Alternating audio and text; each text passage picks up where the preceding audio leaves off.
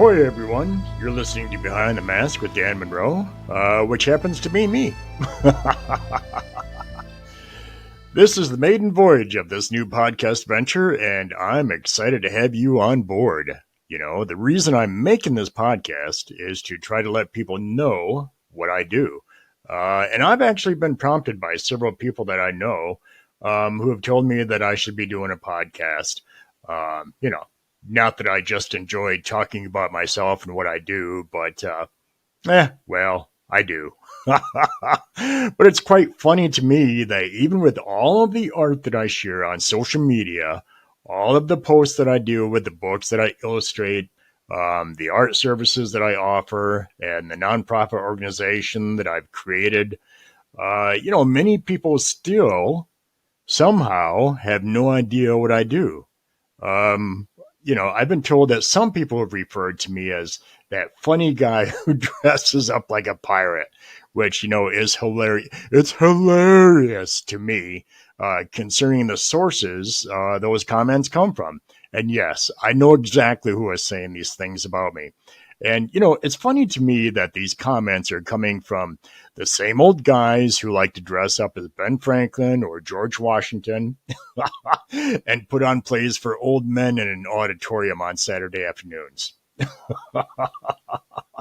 Anyway, I'm not here to throw shade. I just detest ignorance, which, as an artist, I've been fighting my entire life. Other artists know exactly what I'm talking about. So, yeah, I've been an artist my entire life. And when I say my entire life, I mean my entire life. Some of the earliest memories I have were of myself sitting at the dining room table, about 3 years old, drawing little monsters on a piece of paper, and I would be cutting them out, with safety scissors. I'm sure my mom gave me safety scissors, the rounded scissors, And so what I would do is I would play with them on another piece of paper, where I had drawn a background, and I was effectively already making my own little animations. So by the time I was about 9 years old, I was selling pastel portraits of people all over the tri-state area, Michigan, Ohio, and Indiana, which is pretty much the circuit my dad traveled as an evangelist. And so just, I was first published at the age of 11, when I illustrated a true life comic for the Fraternal Order of Police magazine here in Michigan. And, in the years since, I've sold paintings in art galleries across America and worked in an airbrush shop in downtown Honolulu, Hawaii when I was in the Army. And that's where I earned the, Dragon Brush nickname. So, a lot of people don't realize my name is Dan Monroe, but I'm also known as Captain Wallace. The old captain comes out in the voice sometimes when I be talking about Captain Wallace. And I'm called the Dragon Brush as well. So that's, a name that I earned while I was painting dragons on T-shirts with airbrush in downtown Honolulu. At a t-shirt shop. And, the airbrush was referred to as hot air at the time, which was pretty cool. It's just like, oh, that's hot air, coming out of the airbrush. And, it was a lot of fun to work airbrush shops. I was in the Army, of course. And so I did that. When you're stationed in the Army, people don't realize it's almost like a 9-to-5 job in a way. So, sometimes you have weekends off or whatever. But what I did is I worked in a t-shirt shop in downtown Honolulu during my time off from the military.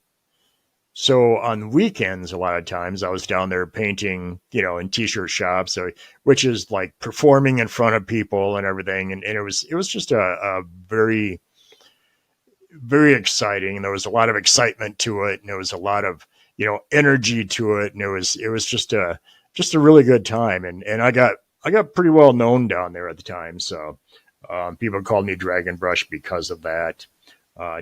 So even to this day, my logo for my art business, which is called Dragon Brush Arts. I have so many different things that I do.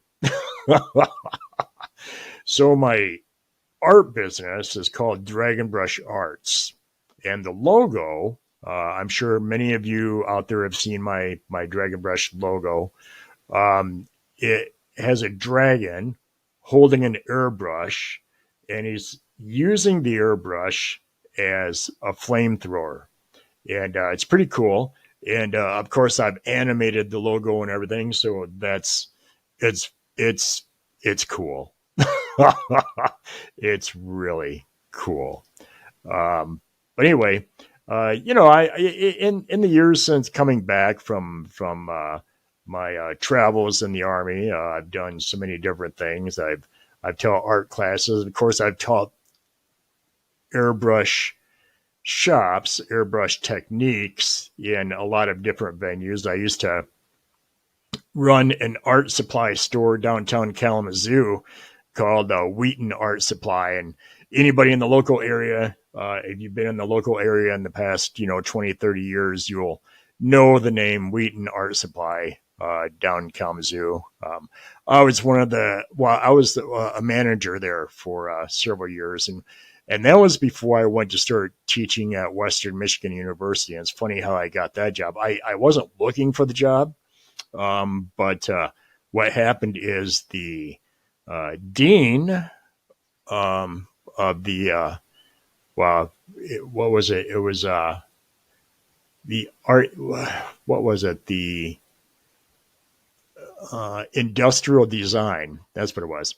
Industrial design department came down one day, and he's like, "I'm looking for Dan Monroe," and I'm like, "Well, I'm Dan Monroe," and he said, he said, uh, your name is talked around campus so much because the kids would come down, kids, I call them kids, college kids, they would come down. A lot of times they'd come in and they knew that we were all artists that worked in Wheaton Art Supply in the art supply store.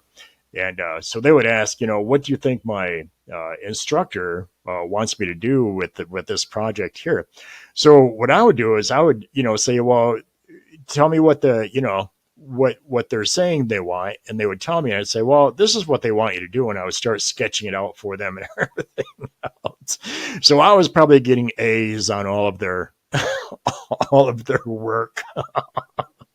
But yeah, the dean came down one day and he's like, well, he said, I hear your name on campus so often. He said, you're pretty much teaching these kids down here anyway. He said, you may as well just come up and teach at the school and let me pay you, to teach. So that's how I got that job. And that's how I worked at, Western Michigan University for, years teaching art classes in the industrial design department. So yeah, it was a lot of fun. It was a good thing. So, even beyond that, I've illustrated probably, oh gosh, 40 or 50 children's books. I mean, so many I've lost count, really. And most recently, I just wrote and illustrated my own children's book. This is my first one that I've actually written and illustrated, so I'm pretty excited about that. It's first in the series. I have more coming. This one is called The Captain's Very Fine Day. It's available at Barnes & Noble and Amazon and, wherever books are sold. So go out and get a copy. Oh, man. But, anyway, art, has always been my life. I mean, it's what I do. It's part of my identity. It's who I am. And, of course, beyond that, I'm also a father with, 4 children. That I know about. I may have more. I don't know. I have 4 grandchildren also. A cat named Thor. And I'm also a husband to my wife of 35 years, so I guess I've kind of done something right here and there somewhere along the line. As I mentioned before, I'm a United States Army veteran. I was in the Army for 10 years, and I've worked in the retail industry for many years while I was getting my art career going, So I worked as I've been a restaurant manager. I've been a grocery store manager. I worked at a lumber yard for years, which I loved doing that because I actually worked in the lumber yard where I would work heavy, lifting heavy there for 10 hours a day and then come home, eat real quick. And then I would go down to the gym and work out for about 3 hours every night. So I was, I was pretty, I was pretty swole, as they say, at the time when I was a young guy. So, and that was just when I first got out of the Army. So I was about 26 years old. So, everything was, I was in excellent shape at that time, which, I'm still not too bad shape right now, even for the age that I am now. But anyway, oh man, I've done so many different things, but, you know, it comes down to the fam. My motto has always been whatever I have to do to get my family through. And that's what I've always done. I've always done anything that I could possibly do to provide for the family, because um, they're attached to this thing that's called eating and living in a house. And you have to provide those things for your family. And the thing is, you can be an artist, and that's great. And just like I was saying, I'm an artist, but I would never like make my family suffer for my art. Now, if we're single people, and if we want to suffer and starve to death for our art, I mean, it's stupid, but you can do that if you want to. But once you get a family involved and everything, you need to not live like that. I mean, so if your art is not cutting it, if you're not making enough money on your artwork, and it doesn't even matter. You could be a genius artist and still not make money on your artwork. Just the fact that you're not making enough money with your artwork alone does not mean there's anything wrong with the artwork that you're doing. It just means that you have to do other things as well to make the money that you need to make in order to keep your family fed and housed. And there's nothing wrong with that. Nothing at all. So, you know, um, I guess that's all all I should say about that. But I've worked a lot of regular jobs, and you know, it wasn't until a few years ago when I did illustrated the book for Dennis Rodman. That's the book that kind of put me on everybody's radar. Even though I'd done a lot of work, I'd produced so much work before that.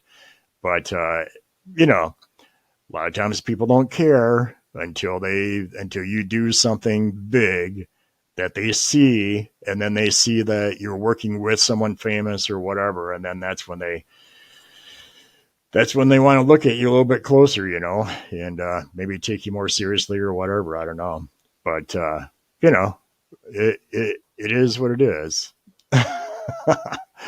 So, but anyway, I over the years I've done so many different things. I'm also a Freemason. I'm a brother in the York Rite and the Scottish Rite, and so I've done that as well. And but so now I've also created a 501c3 nonprofit charity organization called the Captain Wallace Artsy Adventures.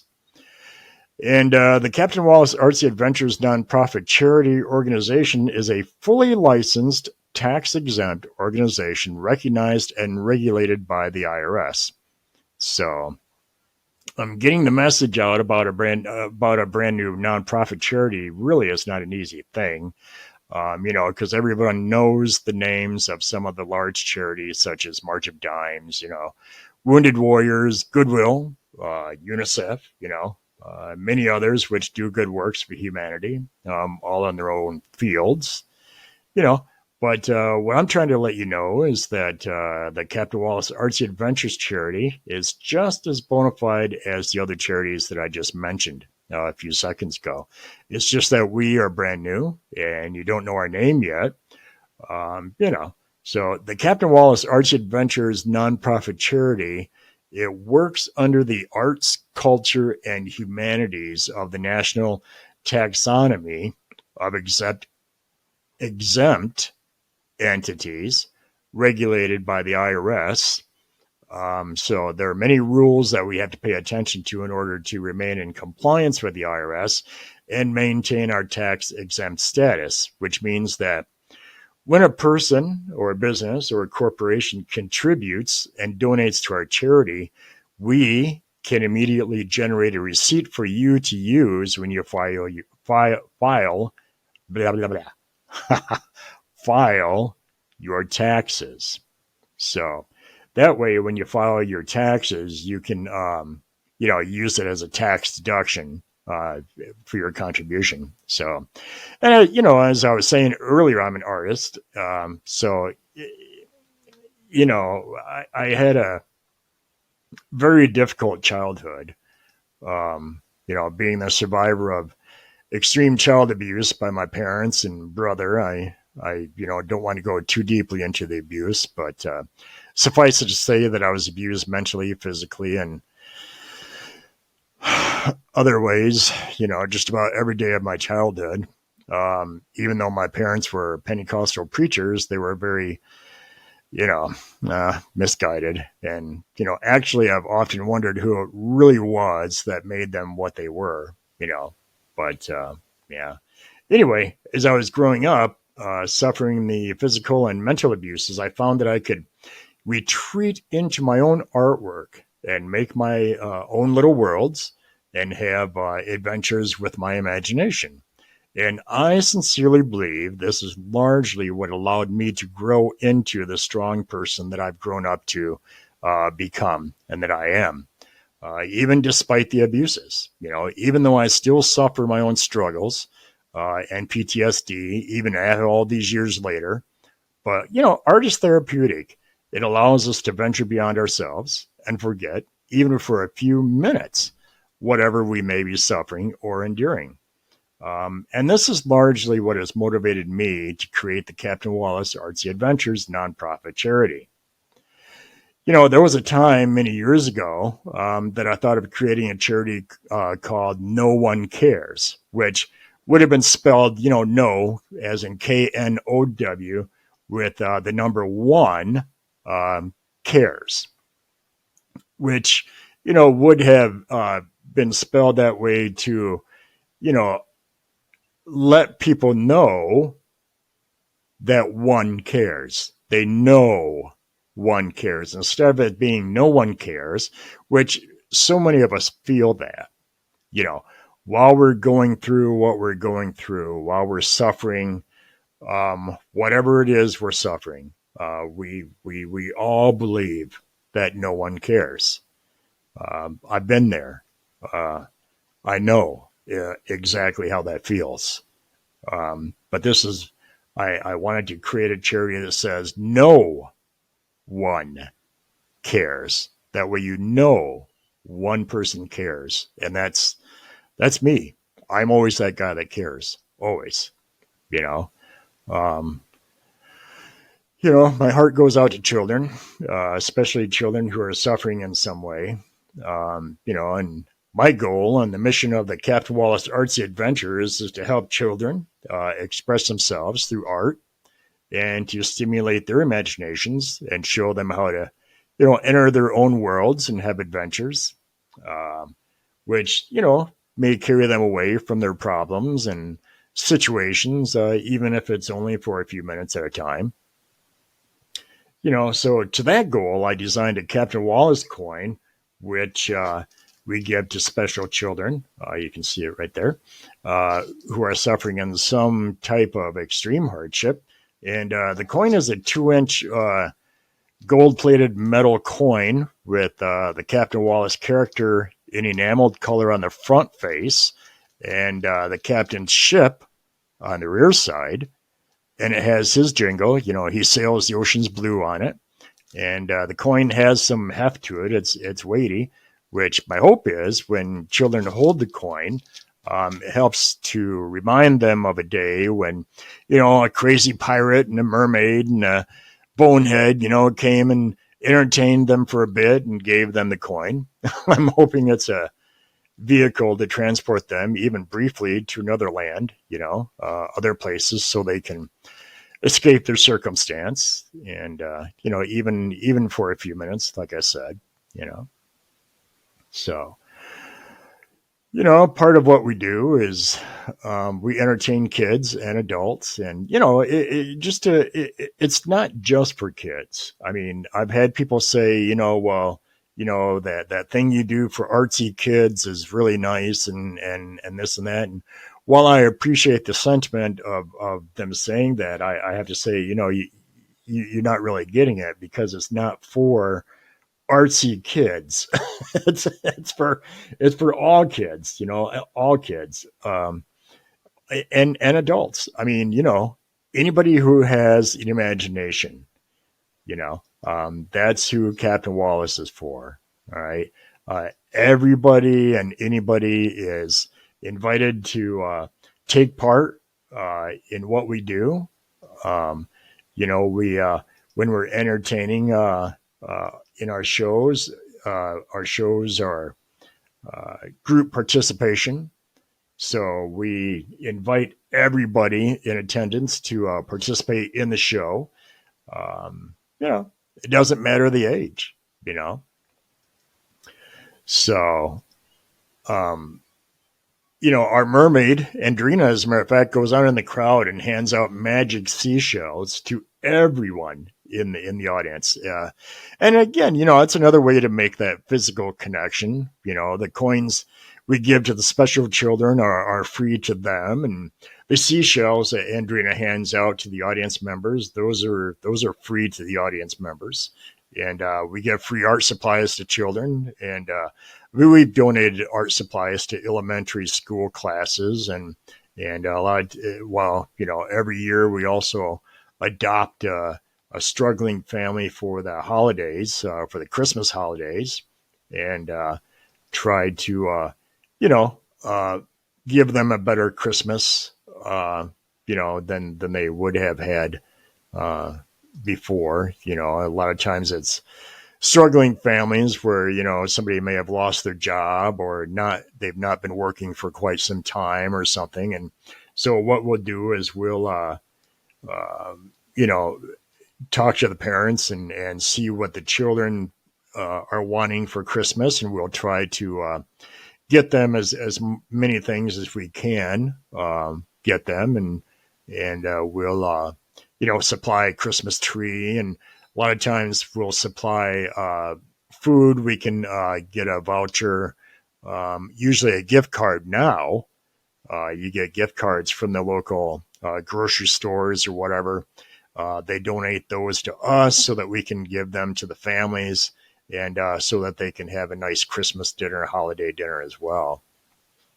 So, you know, we do that every year, and you know, we're able to do these things because of the donations that we receive from, you know, individuals and corporations, and from the events that we do where we perform and entertain. You know, I also create a lot of artwork that we sell, and actually I give away a lot of it. I actually give away far more than than what we sell, really, quite frankly, because it's hard for me to see people go by and not have some of my artwork in their hands, especially when we're out and about, when we're doing comic conventions and things like that. And here's the thing. I see so many times, I see families walking by, and the kids are like, oh, mom, you know, mom, dad, you know, I want to go and see this, and I want to see, you know, or I want this picture of this, you know, a pirate or whatever. And mom and dad's just like dragging their kids by. And they're like, no, we got to go over here, because mom and dad want to save their money so they can buy that Spider-Man picture, you know, or whatever, you know. So sometimes when I see somebody treating a kid like that, better believe I'm going to go out there in full pirate gear, and I'm going to hand that child, you know, a piece of my artwork, you know, for free. Would do it for free, you know, because that's what I do. You know, I mean, I don't know. I don't. I do. I give away far more than I. You know, I want to address this as well. Okay. Um, you know, I've been told that some people have said that I just do all this as a way to try to make money and to try to look like a nice guy or whatever, which, you know, how dare you? How dare anyone say anything like that? You know, not just about me, but about anyone who is, you know, trying to do good things. I mean, if you don't understand what someone is doing, then you need to go ask that person, find out, get involved with them. Don't just skulk around, you know, in dark corners talking crap about them. You know, um, it only makes you look bad, and anyone who listens to you, it also makes them look bad as well. I would have you know that when I first started Captain Wallace Artsy Adventures, I funded the entire project by donating my own plasma from my arms. I mean, I have scars. I have scars on my arms right now. Right. As a matter of fact, I was there donating plasma yesterday. So, you know, the scars are there. Um, you know, I donate plasma twice a week. Take that money and put it into the Captain Wallace Artsy Adventures, you know, nonprofit organization that I have. And, you know, especially in the beginning, I funded the entire thing just with that. That's how I purchased costumes, paid for all of the fees to register the business, all the corporation fees I had to pay to get incorporated, all the nonprofit fees, all the fees, lots of fees, so many different fees that you have to pay. People just don't even realize how expensive it is to create a nonprofit organization. Not even a nonprofit organization, but a nonprofit charity organization, because there is a difference. There's a huge difference between having a nonprofit organization and a nonprofit charity organization. Nonprofit organization means that you can, you know, you can accept donations, but you cannot. It's not tax deductible. It's not tax exempt. A nonprofit charity organization means that you can accept donations and it is tax deductible. So I can write out a receipt for you to use on your income taxes and receive that income tax deduction for your donation. So there is a huge difference, and the thing is the charities are there is a lot more that we have to go through, a lot more rules, many more rules that we have to adhere to, and everything else. So yeah. Oh, you know, but I like I said, I still donate plasma twice a week, and you know, when we don't take in enough donations from people and from corporations or whatever, you know, we still have bills that we have to pay. You know, I do as much as I can to keep overhead really, really, really low with Captain Wallace Artsy Adventures. So we it, we really I have it so low to a point now that we really only have to pay for a you know our post office box for a mailing and things like that, and the rest of the money that we make pretty much goes to the children. I would say 95% of everything that we make goes to children and families in the community. So yeah, so it's really good that way. But you know, like I say, if we don't make enough money, if we don't have donations, if we don't have the resources, you know, money has to come out of my pocket, which it absolutely does. You know, people don't realize everything that you see with Captain Wallace. Every bit of it costs money to make. Every little you know, art print that you see on the table, that costs money to have printed. Every book that is available for sale on the table. I had to purchase that book from the from the printer from the publisher before I can sell it. So that costs money. The costumes that we wear, of course, that costs money.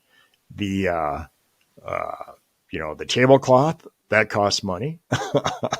you know, the set that we have, the items that it took to make that set, that costs money. So that money has to come from somewhere, and a lot of times it really just comes right out of my pocket because I wind up giving more away than what we take in. So no, I make absolutely no money on this venture at all. And as a matter of fact, like I said, I give away far more than we ever take in. So anyway, I have to call it ignorance when I see it, But it's even worse when I'm told the people who spout those lies also believe themselves to be enlightened. So you know what? Shame on you. You should know better. You should know better. Anyway, this is the first episode in this podcast, which will be shown and run in several different platforms, some which will include a video, and some will be audio only. So during the upcoming shows, I hope to talk about the ups and downs of running a nonprofit charity. And trust me, there are a lot of downs. You would have no idea how many people. It's amazing to me how people will work against you, how even other companies will work against you, how even other charities will even work against you. It's just amazing to me. I just don't even understand it. I don't understand how people can be the way they are when you're trying to create something and build something good and positive for people and for the community. It's just amazing to me how people will work against you. I even had when I first started sharing my first book, the Captain Wallace Artsy the Captain's Very Fine Day. It wasn't even available yet. And I already had people going on the Barnes and Noble site, finding my book, and somebody went on there and was trashing the book, and it wasn't even available yet. Who would do that? Who would do that? I've had other people go on my Wikipedia page, my artist Wikipedia page, and say bad things about me because anybody can go on and change your Wikipedia page. So, and the thing is whoever did that, I'm going to tell you, I know who you are. I know exactly who you are.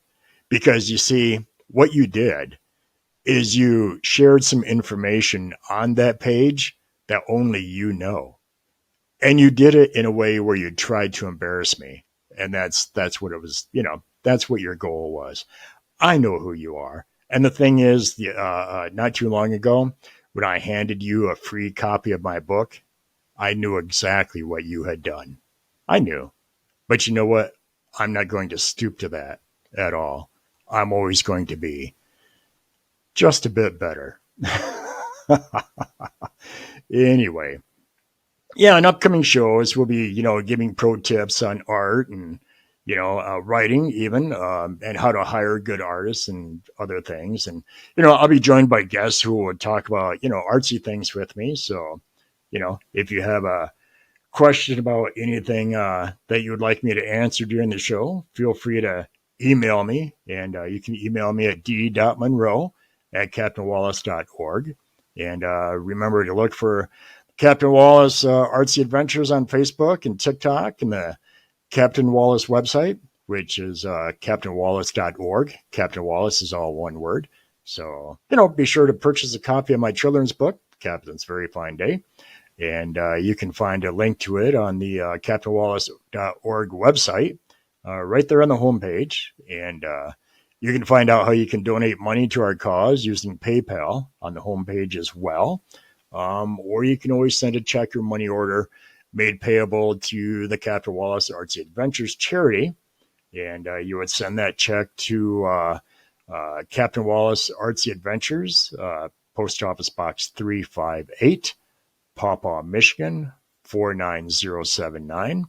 So, I guess that's probably about it for right now. So I just want to thank everybody for tuning in, and thank you for listening for a few minutes or watching or whatever platform you're enjoying this show in. And like I said before, if you have anything that you want me to talk about, anything that you would like to hear about, I'm being a professional artist for the past 50 plus years now. You know what? I know a thing or two. It's like it says on my Facebook page, I think it is, that I drink coffee and I know things, or I draw things, or whatever, something like that. So anyway, like I said before, thank you very much for tuning in, and hoping to see everybody in the future. Come in, listen, talk, like the, do the like and subscribe thing. If I'm on YouTube, definitely like and subscribe, share, leave comments, do all those things, do all the things you're supposed to do. Do it all. All right, everybody. Thank you very much. Y'all have a great day. Thank you for listening to Behind the Mast with Dan Monroe. If you would like to learn more about the Captain Wallace Artsy Adventures nonprofit charity organization, please find us on Facebook, Instagram, and our website, CaptainWallace.org. And remember, as the old Captain Wallace always says, head into an artsy adventure.